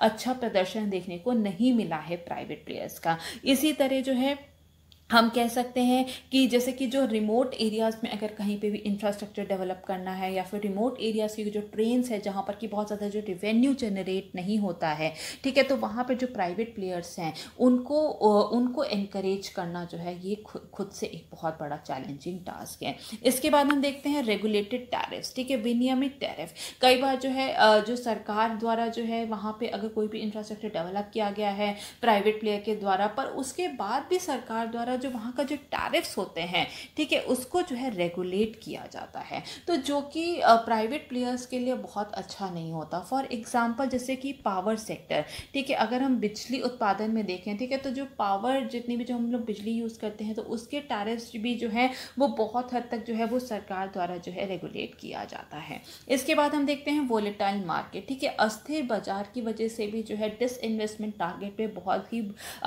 नकारात्मक प्रभाव देखने को मिल सकता है। फॉर एग्जाम्पल, ठीक है, LIC का जो IPO था, ठीक है, उससे ये अनुमान लगाया जा रहा था कि 60,000 करोड़ रुपए जो है इससे रेस किया जाएगा, लेकिन रशिया और यूक्रेन की लड़ाई की वजह से ये जो पूरा जो LIC का IPO जो था, ठीक है, उसको जो लॉन्च करना था, दैट रियली हिट हार्ड। ठीक है, तो इस तरह के कई तरह के जो हैं चैलेंजिंग टास्क हमें देखने को मिल सकते हैं। ठीक है, तो अगर कहीं पे जैसे अगर वॉर होता है इंटरनेशनल मार्केट पे, या फिर इंटरनेशनल मार्केट में अगर उतार चढ़ाव होते हैं, तो जाहिर सी बात है इंडिया की अर्थव्यवस्था पे भी उसका असर पड़ेगा। तो यहाँ के जो प्राइवेट प्लेयर्स हैं, ठीक है, वो इस तरीके से इन्वेस्टमेंट करने के लिए एनकरेज नहीं होंगे।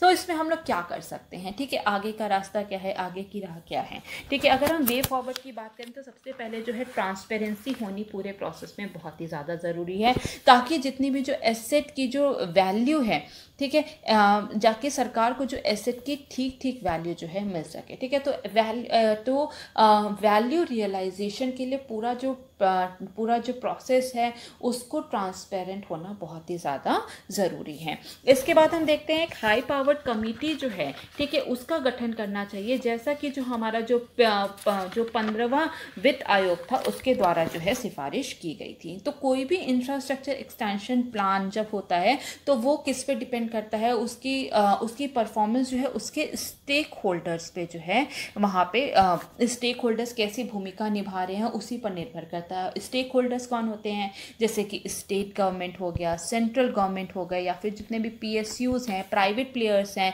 ठीक है, तो ये सभी स्टेक होल्डर्स हैं। तो वो अपनी भूमिका ठीक ढंग से निभा रहे हैं कि नहीं, उसी पर जो है इंफ्रास्ट्रक्चर एक्सटेंशन प्लान जो है वो पूरी तरीके से निर्भर करता है।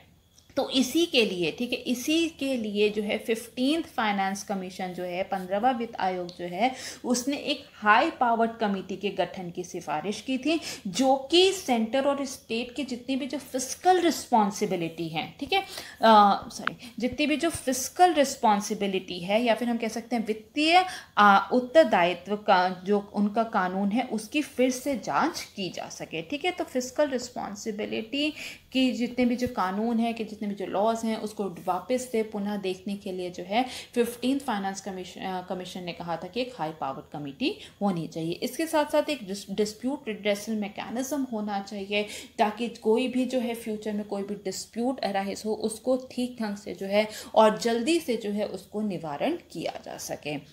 हम कह सकते हैं कि यहाँ पर जो है मोनेटाइजेशन जो है ये एक बहुत ही ये कॉम्प्लेक्स टास्क है, और ये जो NLMC है, ठीक है, ये इसको आसान बनाएगा और इसको जो है जल्दी से जल्दी पूरा करने में मदद करेगा। क्वेश्चन है पेपर नंबर 3 से और क्वेश्चन है what is micro financing, outline its importance and challenges associated with micro financing institutions in India. सूक्ष्म वित्त संस्थाएं क्या है, भारत में सूक्ष्म वित्त संस्थाओं से जुड़े महत्व और चुनौतियों को रेखांकित करें। ठीक है, तो अगर हम माइक्रो फाइनेंसिंग को यहाँ पर सबसे पहले समझेंगे तो माइक्रो फाइनेंस क्या होता है, जितनी भी जो यहाँ पे हम कह सकते हैं कि ऐसी वित्तीय सेवाएं, ऐसी फाइनेंशियल सर्विसेज जो कि कम आय के लोगों के लिए जो होती है उसको हम लोग माइक्रो फाइनेंस कहते हैं। तो इनकी जो फाइनेंशियल सर्विसेज होती हैं वो कौन सी होती हैं, जैसे कि सेविंग्स अकाउंट। ठीक है, जो भी कम आय लोग, कम आय वर्ग के लोग हैं उनके लिए एक सेविंग्स अकाउंट होना, ताकि वो जो है अपनी इनकम का कुछ हिस्सा जो है वो उसकी बचत कर सकें। ठीक है, उनको जो है वहाँ पे लोन्स या फिर क्रेडिट प्रोवाइड कराना, उनको जो है इंश्योरेंस की फैसिलिटी जो है वो प्रोवाइड कराना। तो ये सभी जो है ये वित्तीय सेवाओं में आता है और ये सेवाएं जब कम आय वर्ग के लोगों को दी जाती हैं तो उसको जो है हम लोग माइक्रो फाइनेंसिंग कहते हैं। तो अगर हम यहाँ पर कह सकते हैं कि ये एक ऐसा डिवाइस है जिससे कि जो है हम लोग फाइनेंशियल इंक्लूजन या फिर वित्तीय समावेशन को जो है और ज़्यादा बढ़ावा देते हैं, जिससे कि जो उतने भी कम आय वर्ग के लोग हैं उनको जो है गरीबी रेखा से बाहर निकाला जा सके। ठीक है, उनको गरीबी रेखा से बाहर निकाला जा सके, उनकी आय का जो स्तर है उसको बढ़ाया जा सके और उनका जो स्टैंडर्ड ऑफ लिविंग है उसको और ज़्यादा बढ़ाया जा सके। तो यहाँ पर अगर हम हाल ही में देखें तो आरबीआई, ठीक है, रिजर्व बैंक ऑफ इंडिया जो कि हमारा सेंट्रल बैंक है, रिजर्व बैंक ऑफ इंडिया ने जितने भी जो माइक्रो फाइनेंसिंग इंस्टीट्यूशंस हैं उनको फ्रीडम दे दी है कि वो अपना जो रेट ऑफ इंटरेस्ट है, जितने भी जो वो लोग क्रेडिट देते हैं, लोन देते हैं, वो जो रेट ऑफ इंटरेस्ट है उस को जो है अपने हिसाब से तय कर सकते हैं। लेकिन इसके साथ साथ एक कैविएट दी गई है कि ये जो इंटरेस्ट रेट जो है ये बहुत ही ज़्यादा हाई नहीं होना चाहिए। हाई कितना है इसकी कोई किसी भी तरीके से इसको परिभाषित नहीं किया गया है, बस ये बोला गया है कि ये जो इंटरेस्ट रेट है ये यूसरियस नहीं होना चाहिए। ठीक है, तो यहाँ पर अगर हम आरबीआई के हिसाब से बात करें तो कि माइक्रो फाइनेंस लोन जो है वो होते क्या हैं। ठीक है, तो माइक्रो फाइनेंस लोन वो होते हैं जो कि कोलेट्रल फ्री होते हैं। ठीक है, ये कोलेट्रल फ्री होते हैं, इसके अगेंस्ट जो है कोई भी एसेट या फिर प्रॉपर्टी के पेपर्स, इस तरीके की कोई भी चीज़ें नहीं रखी जाती हैं। और ये जो है उन जब हाउस होल्ड को दी जाती है जिनकी एनुअल इनकम जो है वो 3 लाख से कम है। ठीक है, 3 लाख से कम है तो उसको जो है वो माइक्रो फाइनेंस के अंतर्गत में जो है रखा जाएगा। अभी तक जो है अभी तक ये जो अपर लिमिट थी ये रूरल बोरोवर्स के लिए थी 1.2 लाख और अर्बन बोरोवर्स के लिए जो ये लिमिट जो थी वो थी 2 लाख रुपीज़। लेकिन अब इसको बढ़ा के कितना कर दिया गया है, वो कर दिया गया है 3 लाख। ठीक है, एनुअल इनकम जो है उससे कम होनी चाहिए। तो अगर हम एक रिपोर्ट की देखें, ठीक है, अगर हम एक रिपोर्ट की माने तो करीब दुनिया भर में 2/3 पॉपुलेशन ऐसी है जो कन्वेंशनल या फिर ट्रेडिशनल बैंकिंग फैसिलिटीज़ से, ठीक है, जो कन्वेंशनल फाइनेंशियल मार्केट है, जो वित्तीय बाजार है, उससे जो है अछूता रहा है। तो वहाँ पर जिसके कारण जो है उनको लोन मिलने में बहुत ही ज़्यादा दिक्कत होती है। वहाँ पर उन लोग के पास जो है यहाँ पर इतनी ऐसी कोई एसेट नहीं है, ऐसी कोई प्रॉपर्टी नहीं है जिसको कि वो कोलेट्रल के तौर पर रख के जो है मार्केट से पैसा ले सकें। तो यहाँ पर इन सभी चीज़ को डील करने के लिए, ठीक है, यहाँ पे माइक्रो फाइनेंसिंग की जो है सुविधा जो है वो दी गई है। तो यहाँ पर अब हम देखेंगे कि यहाँ पर इसके क्या क्या रोल हैं इंडिया में। ठीक है, माइक्रो फाइनेंसिंग इंस्टीट्यूशन का इंडिया में क्या क्या रोल है। तो सबसे पहले अगर हम बात करें तो ये पॉवर्टी एलिविएशन या फिर गरीबी उन्मूलन में जो है बहुत ही ज़्यादा जो है इनका हाथ है। तो यहाँ पे जितने भी जो MFIs हैं उनको जो है एक वैक्सीन के रूप में देखा जाता है जो कि एंटी पॉवर्टी हैं, कि यहाँ पे जितने भी जो गरीब लोग हैं, कम आय वर्ग के लोग हैं, जिनके पास पैसा नहीं है, जिनके पास आइडियाज़ हैं लेकिन उनके पास इतने संसाधन रिसोर्सेज नहीं है कि वो अपने आइडिया को जो है मैनिफेस्ट कर सकें, उनको एक भौतिक रूप दे सकें। तो उसकी वजह से जो है वो माइक्रो फाइनेंस इंस्टीट्यूशंस के पास जाते हैं और वहाँ से उनको जो है लोन मिलता है, जिससे कि वो जो है और ज़्यादा जो है वो इकोनॉमिकली जो है वो और ज़्यादा जो है स्ट्रांग होते हैं। जब अपने तो उससे उससे क्या होता है, वो लोग जो पॉवर्टी है, गरीबी रेखा से जो है वो ऊपर आते हैं। इसके बाद हम देखेंगे वुमेन एम्पावरमेंट, महिला सशक्तिकरण में भी इसका जो है बहुत बड़ा योगदान है। जितने भी जो माइक्रो फाइनेंस इंस्टीट्यूशन द्वारा जितने भी लोन दिए जाते हैं उसमें करीब 95% लोन जो है वो विमेन को या फिर डिसेबल्ड पर्सन या अंडर प्रिविलेज्ड लोग जो हैं उनको दिए जाते हैं। तो इस तरीके से जो है ये सोशल एम्पावरमेंट और हम कह सकते हैं डिसेबल्ड को एम्पावर कर रहा है, महिलाओं को सशक्त करने में भी इसकी बहुत बड़ी भूमिका है। इसके बाद हम देखेंगे फाइनेंशियल इंक्लूजन, वित्तीय समावेशन को और ज़्यादा बढ़ावा देता है।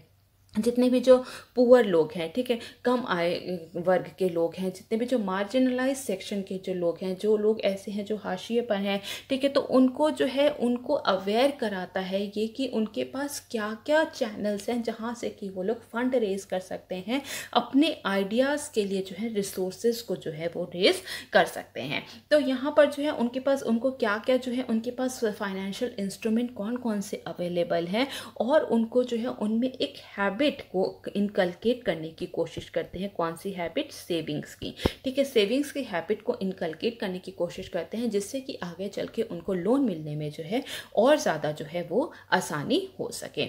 और इससे क्या होता है, इससे जो है सेल्फ एम्प्लॉयमेंट अपॉर्चुनिटीज़ जो है उनको बहुत ज़्यादा मिलती हैं। और यहाँ पर ऐसा देखा गया है कि जो लोग फाइनेंशियल वित्तीय सेवाएं, फाइनेंशियल सर्विसेज से जुड़े होते हैं, ठीक है, उनमें जो है उनके बच्चों में निरंतर और बेटर एजुकेशन जो है वो देखी गई है। तो इस तरीके से जो है फाइनेंशियल इंक्लूजन में आगे जो है बच्चों का भविष्य बनाने में भी जो है माइक्रो फाइनेंस इंस्टीट्यूशन का बहुत बड़ा रोल है। इसके बाद हम देखेंगे जॉब क्रिएशन, रोजगार निर्माण में भी बहुत बड़ा हाथ है, ठीक है। तो लोग क्या होते हैं कि वहाँ पे जाते हैं, माइक्रो फाइनेंस इंस्टीट्यूशन के पास जाते हैं, वहाँ से लोन लेते हैं और कई प्रकार के जो है अपना कार्य शुरू करते हैं। तो जिससे क्या होता है, जिससे जॉब क्रिएशन बहुत ज़्यादा होता है। बहुत सारी जो है लोग लोन लेते हैं एक कोई इनकम जनरेटिंग एक्टिविटीज़ के लिए, जिससे कि वो अपना कोई बिजनेस सेटअप करते हैं या फिर उन्हें अपना कोई काम करना है, कोई स्किल सीखनी है, उससे जो है वो स्किल सीख के जो है अपना कोई भी कार्य शुरू करते हैं। तो जिससे कि जो है जॉब क्रिएशन में भी बहुत बड़ा इसका MFIs का बहुत बड़ा योगदान है। और कई सारे जब हैं लोगों के काम जब बहुत ज़्यादा बढ़ जाता है या फिर कोई भी चीज़ सेटअप करते हैं तो वहाँ पे 4-5 और लोगों को भी जो है वो लोग एम्प्लॉयमेंट देते हैं। तो इस तरीके से कई तरीके से जो है वहाँ पे न्यू जॉब अपॉर्चुनिटीज़ को यहाँ पर बढ़ावा दिया जा रहा है। इसके बाद हम देखेंगे contribution to gross value added, ठीक है, सकल मूल्य वर्धित में योगदान, ठीक है। यहाँ पे जो है MFIs का जो है GVM में भी बहुत ज़्यादा कॉन्ट्रीब्यूशन है और ऐसा माना जा रहा है कि वर्ष 2025-26 तक, ठीक है, जो MFIs की वजह से जितने भी जो इसके बैकवर्ड लिंकेजेस हैं, फॉरवर्ड लिंकेजेस हैं, उनको सब इंक्लूड करके MFIs का GVA में जो टोटल कंट्रीब्यूशन कितना होगा 2.7 से लेके 3.5% तक का होगा। तो यहाँ पर हम देखते हैं कि जो क्रॉस वैल्यू एडेड है उसमें भी जो है यहाँ पे MFIs का योगदान जो है वो बहुत ज़्यादा है। अच्छा, अब ग्रॉस वैल्यू एडेड क्या होता है? ग्रॉस वैल्यू एडेड होता है वैल्यू ऑफ आउटपुट, ठीक है, value of output minus value of intermediate consumption, बीच में जितना भी जो कंजम्पशन हो रहा है उसको जब माइनस करते हैं तो वो जो है gross value GVA gross value added के जो वैल्यू है वो निकल के आती है। इसके बाद हम देखते हैं एम्प्लॉयमेंट, ठीक है, जॉब क्रिएशन का तो काम कर ही रहा है, इसके साथ जितने भी जो MFIs हैं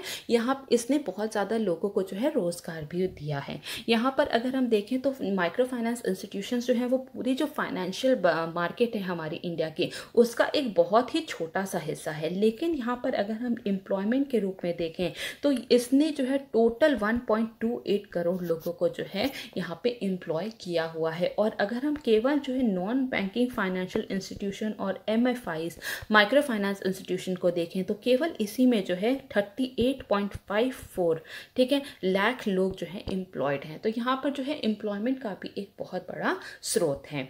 इसके बाद हम देखेंगे self help groups. Self help groups क्या होते हैं? स्वयं सहायता समूह होते हैं कि बहुत सारे ऐसे लोग जो कि सिमिलर सोशियो इकोनॉमिक बैकग्राउंड के हैं वो आपस में मिलते हैं और फिर उनको जो है वहाँ पे लोन में मिलने में बहुत ज़्यादा आसानी होती है, जिससे कि पूरा जो पूरे जो सेल्फ हेल्प ग्रुप है, जो पूरा जो ग्रुप है, ठीक है, उनकी ही जो है इनकम को और बढ़ाने में, उनकी स्टैंडर्ड ऑफ लिविंग को और बढ़ाने में ज़्यादा मदद मिलती है। इसके बाद हम देखेंगे रूरल डेवलपमेंट, ग्रामीण विकास में भी इसका बहुत बड़ा हाथ है।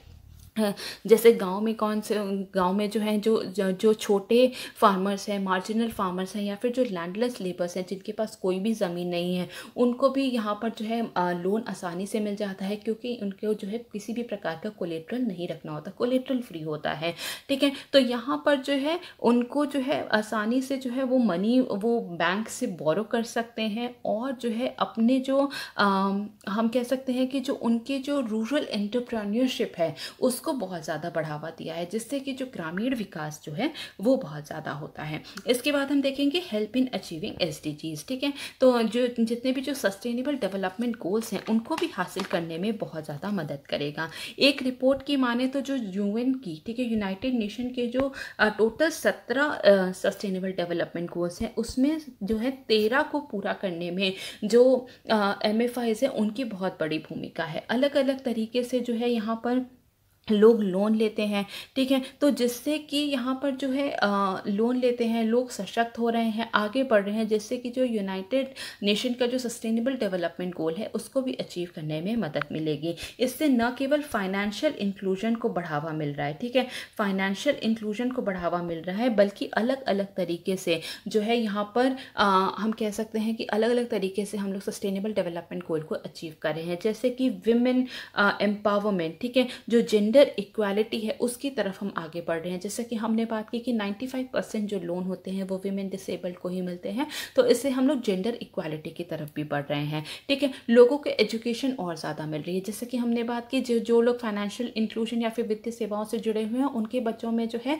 निरंतर एजुकेशन और बेटर एजुकेशन देखी गई है। तो हम लोग एजुकेशन की तरफ आगे बढ़ रहे हैं, एजुकेशन वाले गोल में आगे बढ़ रहे हैं। इसी तरह क्लीन एनर्जी है, क्लीन वाटर है, ठीक है, ऐसे बहुत सारे जो यूनाइटेड नेशन के सस्टेनेबल डेवलपमेंट गोल है उनको हमें हासिल करने में बहुत ज़्यादा मदद मिलेगी, ठीक है। तो ये कुछ माइक्रो फाइनेंस इंस्टीट्यूशन के बहुत बड़ा रोल है जो कि इंडियन इकोनॉमी में वो प्ले कर रहे हैं। इसके बाद हम देखेंगे इसमें कौन कौन से चैलेंजेस हैं, चुनौतियाँ इसमें से कौन कौन सी हैं।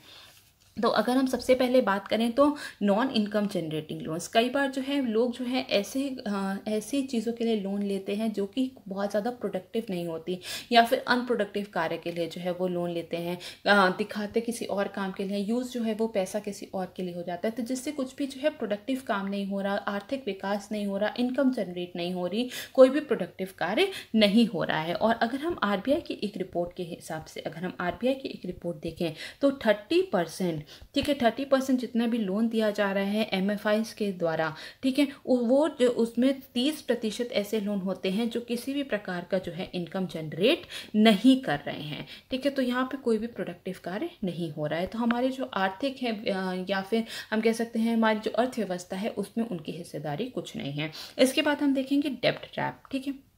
तो यहाँ पर जो है यहाँ पे कई सारे जो है यहाँ पे जैसे कि कोलेट्रल फ्री लोन्स दिया जाता है, तो लोगों को जो है लोन मिलने में बहुत ही ज़्यादा आसानी होती है। सरकार द्वारा कई सारी ऐसी स्कीम भी चलाई जा रही हैं जिससे कि जो है लोन मिलना और ज़्यादा आसान हो जा रहा है। देखिए कोलेट्रल फ्री होता है तो एक इंसान जो है वो कई जगह से जो है वो लोन ले लेता है, लेकिन जो है वो वहाँ पर जो है चुका नहीं पाता, जिसकी वजह से जो है वो पूरा जो है डेब्ट ट्रैप में फंस जाता है। वो एक लोन चुकाने के लिए जो है दूसरी जगह से लोन लेता है, दूसरी जगह का लोन चुकाने के लिए वो तीसरी जगह से लोन लेता है। तो यहाँ पे वो जो आदमी है वो एक डेब्ट ट्रैप में फंस जाता है। तो यहाँ पर हम देखते हैं कि यहाँ पे जितने भी जो 70% MFIs में जो है जितने भी जो लोन्स दिए जा रहे हैं वो उसका जो है पेमेंट जो है वो बहुत ही ज़्यादा लेट होती है।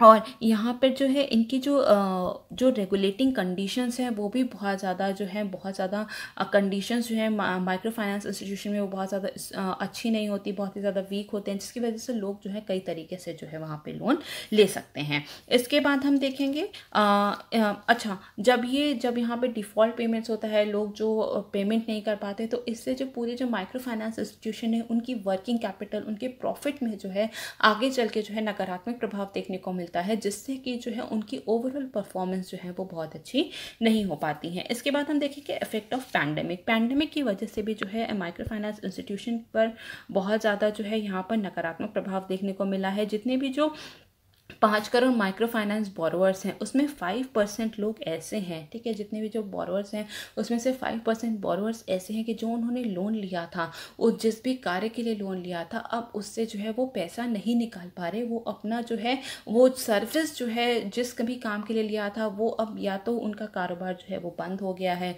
या फिर जो है वो किसी भी प्रकार के जो है वो अपने लोन को जो है वापस चुका पाने में जो है वो समर्थ नहीं है। तो ये बहुत सारे जो है चैलेंजेस हैं माइक्रो फाइनेंस इंस्टीट्यूशंस के साथ। इसके बाद एक पॉइंट बीच में हमारा रह गया था नॉन अवेलेबिलिटी ऑफ डेटा की अनुपलब्धता।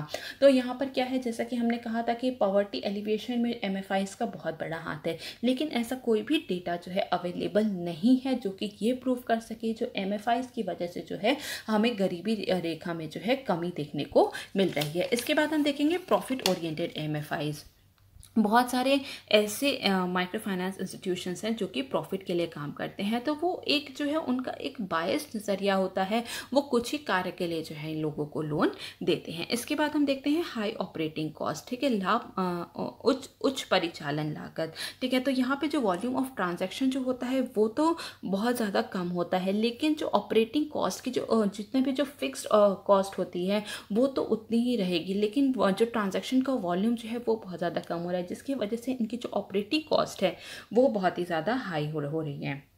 इसके बाद है हाई इंटरेस्ट रेट, ठीक है। इंटरेस्ट रेट जो है वो कई जगह पे बहुत ज़्यादा हाई देखा गया है कि प्रिंसिपल अमाउंट जो होता है उसका करीब 12 से 30% तक जो है उन लोगों से इंटरेस्ट के रूप में चार्ज किया जाता है। तो ये बहुत सारे चैलेंजेस हैं एमएफआईज के साथ। तो इनके लिए हम लोग क्या कर सकते हैं, आगे का रास्ता क्या है? सबसे पहले क्या है, सबसे पहले जो है ग्रामीण गरीब के ऊपर जो है यहाँ पर ध्यान केंद्रित करना बहुत ही ज़्यादा ज़रूरी है। रूरल पुअर पर फोकस करना बहुत ही ज़्यादा ज़रूरी है, ठीक है। तो यहाँ पे बहुत सारे यहाँ पे जो है केवल इंडिया में जो 6 लाख विलेजेस हैं उसमें से जो है काफ़ी सारे ऐसे विलेजेस हैं जहाँ पे कि बैंक ब्रांचेस जो हैं वो है ही नहीं। तो वहाँ के लोग जो हैं वो आज भी जो है फाइनेंशियल इंक्लूजन के अंदर नहीं है, वित्तीय सेवाओं का जो है फ़ायदा नहीं उठा पा रहे हैं। तो हमें जो रूरल पुअर है, जो अलग अलग जगह पे दूर दराज के इलाके जो है वहाँ पर भी जो है फाइनेंशियल इंक्लूजन या फिर हम कह सकते हैं वित्तीय सेवाएँ पहुँचाने की ज़रूरत है। इसके बाद हम देखेंगे इंक्रीज सोर्सेज ऑफ फंड, ठीक है, धन के स्रोत को बढ़ाए जाने की ज़रूरत है, ठीक है। तो यहाँ पे जितने भी जो एमएफआईज हैं वो किसी न किसी जो है एक बैंक से जुड़े होते हैं, वो कई तरीके से जो है वो फंड लेके आते हैं, सोर्स लेके आते हैं, और फिर ये छोटे जो कर्जदार होते हैं, छोटे जो बैंक धारक होते हैं उनको जो है लोन देते हैं। तो उनको जो है अपने सोर्स और बढ़ाने की ज़्यादा ज़रूरत है ताकि जो है वो ज़्यादा से ज़्यादा लोगों को जो है वो लोन उपलब्ध करा सके, ज़्यादा से ज़्यादा लोगों को जो है वित्तीय सेवाओं के साथ जोड़ सकें। रेगुलेशन ऑफ एमएफआईज, ठीक है, एमएफआई का जो विनियमन है वो करना बहुत ही ज़्यादा ज़रूरी है, जिससे कि जो जितने भी जो छोटे स्टेक होल्डर्स हैं, ठीक है, उनके इंटरेस्ट को प्रोटेक्ट किया जा सके और उनके प्रमोशन पे ध्यान दिया जा सके, ठीक है। इंटरेस्ट रेट जो है उसको जो है ब्याज दर जो है उसको कहीं ना कहीं रेगुलेट करना चाहिए, क्योंकि जैसे कि अभी आरबीआई ने जो है इंटरेस्ट रेट की कैपिंग जो है वो हटा दी है। तो अभी जैसे 12 to 30% जो है प्रिंसिपल अमाउंट का इंटरेस्ट के रूप में जो है चार्ज किया जाता है, तो ये हो सकता है आगे और बढ़ जाए। तो यहाँ पर जो है एक कैपिंग होनी बहुत ज़्यादा ज़रूरी है, ट्रांसपेरेंसी पूरे इंटरेस्ट रेट में होनी बहुत ज़्यादा ज़रूरी है, क्योंकि मोस्टली इसका जो एमएफआई से लोन कौन लेते हैं, वो गरीब लोग लेते हैं, वो गांव के रूरल जो ग्रामीण इलाकों के लोग हैं वो लेते हैं। तो वो बहुत ज़्यादा जो है उनमें फाइनेंशियल लिटरेसी नहीं होती। तो पूरा एक ट्रांसपेरेंसी होनी बहुत ही ज़्यादा ज़रूरी है ताकि जितने भी जो कस्टमर्स हैं उनके इंटरेस्ट को प्रोटेक्ट किया जा सके। और एक YH मालिगम कमेटी जो है उसका गठन किया गया था, मालिगम कमेटी 2010 में इसका गठन किया गया था, और इन्होंने भी यही सिफारिश की थी कि जो भी इंटरेस्ट रेट है माइक्रो फाइनेंस इंस्टीट्यूशन के, उसमें ट्रांसपेरेंसी होनी बहुत ही ज़्यादा ज़रूरी है, और ट्रांसपेरेंसी के साथ साथ उसमें कैपिंग होनी भी बहुत ही ज़्यादा ज़रूरी है, ठीक है, ताकि लोगों से जो है वो कोई भी मतलब बहुत ज़्यादा हाई इंटरेस्ट रेट जो है वो चार्ज ना कर सकें। इसके बाद जो है डाइवर्सिफाइड लोन्स, ठीक है, विविध ऋण स्रोत होना चाहिए, ठीक है। तो यहाँ पर जो है ताकि जितने भी जो कमर्शियल बैंक्स हैं उन पर जो है डिपेंडेंस कम हो सके, और जितने भी जो लोगों के जो रूरल लोग हैं उनकी जो है हम लोग ज़्यादा से ज़्यादा तरीके से जो है मदद कर सकें। इसके बाद है वर्क इन सिनर्जी, तालमेल में काम करना होगा। तो कई सारे जो है यहाँ पे रूरल इलाके के जो लोग हैं वो अपना कुछ भी आइडिया जो है उसको मैनिफेस्ट करने के लिए, कोई भी अपना सेटअप करने के लिए जो है लोन लेते हैं। तो ज़रूरी है, उनके पास मतलब बहुत ज़्यादा एक्सपीरियंस नहीं है, तो ज़रूरी है कि उनको किसी स्पेशल या फिर एक्सपर्ट इंस्टीट्यूशन के साथ जो है शुरुआती दौर में जो है उसको जोड़ दिया जाए, ताकि वो जो है अपने जो भी उनका जो कार्य क्षेत्र है, ठीक है, उसमें जो है वो और ज़्यादा अच्छा जो है परफॉर्म कर सकें। तो हम यहाँ पर कह सकते हैं कि जो MFIs जो है ये जो है ये एक फाइनेंशियल सिस्टम है जिससे कि हम लोग जो है पॉवर्टी को हटा सकते हैं, पॉवर्टी को एलिविएट कर सकते हैं, और साथ साथ जो है हम अपने पूरे देश में एक सोशल चेंज ला सकते हैं, ठीक है, सोशल चेंज ला सकते हैं। यहाँ पे डिसेबल्ड को हम लोग जो है और ज़्यादा सशक्त कर रहे हैं, महिलाओं को और ज़्यादा सशक्त कर रहे हैं, रूरल डेवलपमेंट पे जो है और ज़्यादा काम हो रहा है। तो एक ये सोशल चेंज पर जो है यहाँ पे काम हो रहा है, तो जिसकी वजह से जो है MFIs का भूमिका जो है वो और ज़्यादा बढ़ रही है, ठीक है। तो बहुत सारी जो सरकार द्वारा स्कीम्स चलाई जा रही हैं, जैसे कि जनधन योजना है, मुद्रा योजना है, ठीक है, मुद्रा योजना है जिसमें कि जितने भी जो छोटे बैंक धारक हैं उनको लोन दिया जाता है, कम आय वर्ग के लोगों को लोन दिया जा रहा है, ताकि वो जो है अपने कार्य को जो है और अच्छी तरीके से मतलब कि उनको हम कह सकते हैं कि जो भी उनका आइडिया है उसको और अच्छी तरीके से जो है फिजिकल रूप से जो है सेटअप कर सकें। तो हम ये कह सकते हैं कि यहाँ पर जो है MFIs जो है इंडिया में जो है पॉवर्टी एलिवेशन और इकोनॉमिक ग्रोथ में जो है एक बहुत बड़ी भूमिका जो है वो निभा रहा है। हमारा अगला क्वेश्चन जो है वो है पेपर नंबर 4 से, और क्वेश्चन है give a brief account of Kant's theory of deontology, ठीक है, कांट के सिद्धांतवाद का संक्षिप्त विवरण दे। तो हम यहाँ पे समझेंगे डिओंटोलॉजी को, ठीक है। तो डिओंटोलॉजी जो वर्ड है ये डिओन से लिया गया है, जो कि एक ग्रीक वर्ड है जिसका कि मतलब क्या होता है, उसका मतलब होता है ड्यूटी या फिर हम कह सकते हैं कर्तव्य, ठीक है। इसीलिए इसको एक ड्यूटी बेस्ड एथिक्स का भी नाम दिया गया है, मतलब कि कर्तव्य आधारित नैतिकता का नाम दिया गया है।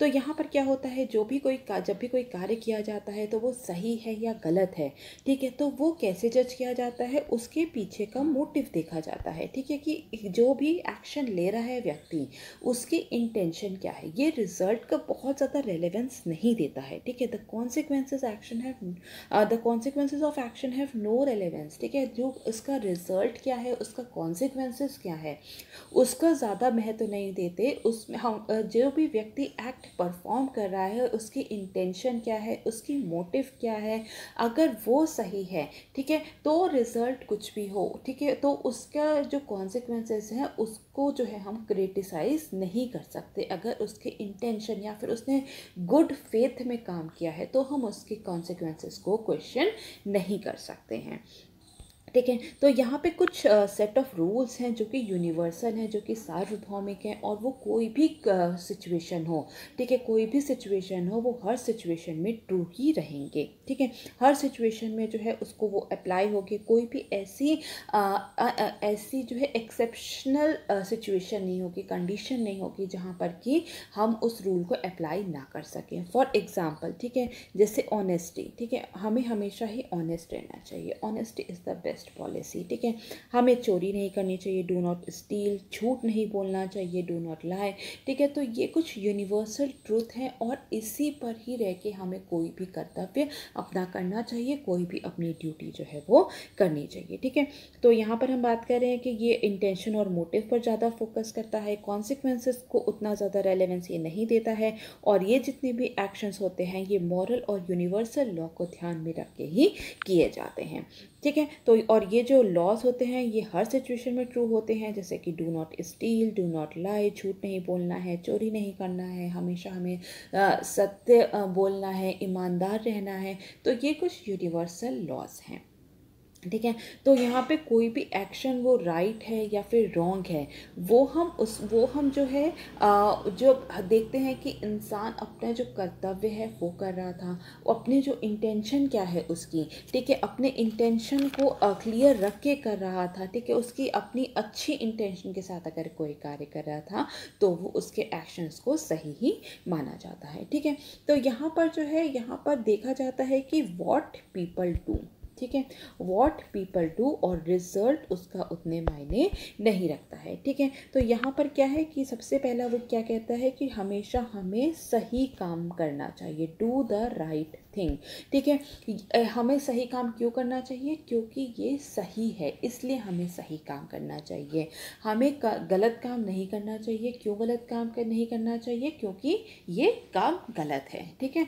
सही सही है, गलत गलत है, यहाँ पे जो है, यहाँ पे क्लियर डिमार्केशन की बात इन्होंने कही है। ठीक है। तो यहाँ पर क्या है कि जो भी एक्शंस हैं जो सही है या फिर गलत है, वो सही और गलत क्यों है? क्योंकि वो अपने आप में, ठीक है, अपने आप में वो सही और गलत हैं। ठीक है। अगर वो उनके कॉन्सिक्वेंसेस क्या है उस पर निर्भर नहीं करता कि एक्शन सही थे या गलत थे, वो जो भी एक्शन है वो अपने आप में सही है। ठीक है। इसलिए वो एक्शन जो है वो सही है। अगर हमने सच बोला है, ठीक है, तो वो सच बोलने का क्या कुछ हो सकता है कि कोई कॉन्सिक्वेंसेस तो गलत भी हो सकता है, उसका समटाइम्स रिजल्ट हो सकता है हमारे एक झूठ बोलने से कई जानें बच सकती थी, लेकिन हमने यहाँ पर सच बोला, ठीक है, तो हमारे एक्शंस को सही माना जाएगा। ठीक है। तो यहाँ पर जो है हमारे इंटेंशन, हमारा जो उसकी जो नेचर है हमारे एक्शन का, वो सही होना चाहिए। सच बोलना अपने आप में सही है, इसलिए हमारा एक्शन जो है वो सही है, भले ही उसका कॉन्सिक्वेंसेस कुछ भी हो। ठीक है। तो इसके बाद हम यहाँ पर देखेंगे कि यहाँ पर इसके कुछ प्रिंसिपल्स हैं। ठीक है। तो अगर हम इसके प्रिंसिपल्स की बात करें तो सबसे पहला क्या है कि ये जो है, ये कुछ सेट ऑफ रूल्स हैं, उसी पर आधारित हमारे एक्शंस होने चाहिए। ठीक है। और दूसरा क्या है कि हमारे जितने भी एक्शंस होने चाहिए वो गुड फेथ, वो गुड इंटेंशन के साथ होने चाहिए। इसके बाद यहाँ पे इंडिया के कुछ अदर स्कूल्स भी हैं जो कि ड्यूटी की बात करते हैं, अपने कर्तव्य के पालन करने की बात करते हैं। जैसे कि हमारी जो थ्योरी ऑफ कर्मा है, कर्मा का सिद्धांत है, वो कहते हैं कि जो हमारे जो एक्शंस हैं वो हमेशा ही सही होने चाहिए। इसी तरह भगवद गीता में कहा गया है कर्मण्यवाधिकारस्ते मा फलेषु कदाचन। ठीक है। कि हमें जो है हमारे एक्शंस करने चाहिए, उसका रिजल्ट क्या होगा हमें उसकी चिंता नहीं करनी चाहिए। ठीक है। अपनी ड्यूटी करो और फल की इच्छा मत करो। इसके बाद गांधीयन फिलॉसफी भी यही कहती है कि कोई भी रिजल्ट या फिर एंड अगर किसी का अच्छा होता है, ठीक है, तो वो गलत रास्ते से होकर नहीं जा सकता। गलत रास्ता अगर हम चुनते हैं तो उसका एंड रिजल्ट भी जो है वो गलत ही होगा। ठीक है। तो इसके बाद हम देखेंगे कि इसके क्या क्या एडवांटेजेस हैं, इस थ्योरी के क्या क्या लाभ हैं। सबसे पहले क्या है? सबसे पहले है इक्वल रिस्पेक्ट टू ऑल। सभी के लिए ये समान सम्मान रखता है। ठीक है। तो जो कि एक जो ह्यूमन राइट्स का बेसिस जो है वो पूरा, कि सबके लिए जो है समान सम्मान होना चाहिए। ठीक है। इक्वल रिस्पेक्ट होना चाहिए। ये नहीं कि मतलब कोई किसी और अगर रिलीजन का है या फिर कोई और अगर इकोनॉमिक स्टेटस किसी का कमज़ोर है या फिर ज़्यादा है, तो उसके लिए उसके हिसाब से हमारे मन में उस व्यक्ति के प्रति जो है वो नज़रिया नहीं बदलना चाहिए। ठीक है। यहाँ पे कुछ यूनिवर्सल लॉज हैं, सार्वभौमिक कानून हैं जिसको कि अबाइड करना चाहिए। जैसे कि करप्शन जो है करप्शन हर सिचुएशन में जो है वो गलत है। मे भी हो सकता है कि जिस व्यक्ति ने करप्शन किया हो उसके बच्चे जो हैं आगे चल के बहुत अच्छे स्कूल में पढ़ लें या फिर बहुत अच्छी उन्हें एजुकेशन मिल जाए, लेकिन करप्शन इटसेल्फ ही ये क्या है वो गलत है। इसके बाद हम देखेंगे प्रोवाइड सर्टेनिटी। ठीक है। निश्चितता प्रदान करता है, क्योंकि यहाँ पर जो है हम लोग कॉन्सिक्वेंसेस को नहीं देख रहे हैं, हम अपनी इंटेंशंस को देख रहे हैं। ठीक है। तो अगर हमारे इंटेंशन अच्छी है तो हम जो भी एक्शन कर रहे हैं उसके लिए हमारे पास रीजनेबल, ठीक है, हमारे पास रीजनेबल सर्टेनिटी है कि हम ये कार्य क्यों कर रहे हैं। इंटेंशन इज़ इम्पॉर्टेंट, ठीक है।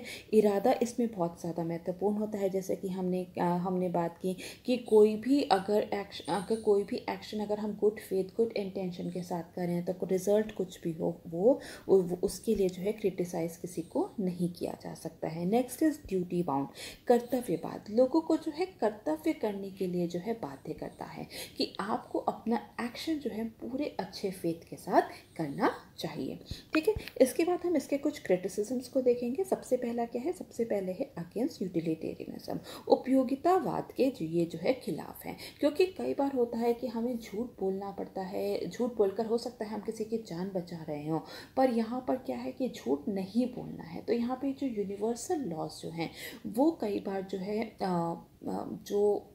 हमें जो है एक्सेप्शनल सिचुएशन में, ठीक है, जो एक्सेप्शनल सिचुएशन में भी जो है हम जो है वो वहाँ पे अपने जो हमारे जो यूनिवर्सल लॉज हैं उसको हम लोग उसके अगेंस्ट नहीं जा सकते हैं, ठीक है। इसके बाद है एब्सोल्यूटिस्ट, ठीक है। हर सिचुएशन में वो कहते हैं कि वही कार्य करना है जो कि सही है, but there are certain exceptions, बहुत सारी एक्सेप्शनल सिचुएशन होती है जहाँ पर कि हमें यूनिवर्सल लॉ से हटकर काम करना होता है। लेकिन डिओंटोलॉजिकल एथिक्स जो है हमें इस चीज़ की परमिशन नहीं देती है। Next is not interested in result, ठीक है। नतीजों में इसकी कोई भी दिलचस्पी नहीं है, हमारे इंटेंशंस को सिर्फ ये जज करता है। तो कई बार क्या होता है कि जो भी ऐसे कई बार हम लोग ऐसे एक्शन ले लेते हैं जो कि हो सकता है उसका रिजल्ट तो अच्छा हो, लेकिन कई बार जो है उसका रिजल्ट और बेहतर हो सकता था, ठीक है। जो अच्छा रिजल्ट है वो और बेहतर हो सकता था। तो यहाँ पर जो है क्योंकि हमने पहले नहीं सोचा था कि इसका रिजल्ट क्या होगा, ठीक है, इससे जो है हम लोग जो है लेस गुड को प्रोड्यूस कर रहे हैं।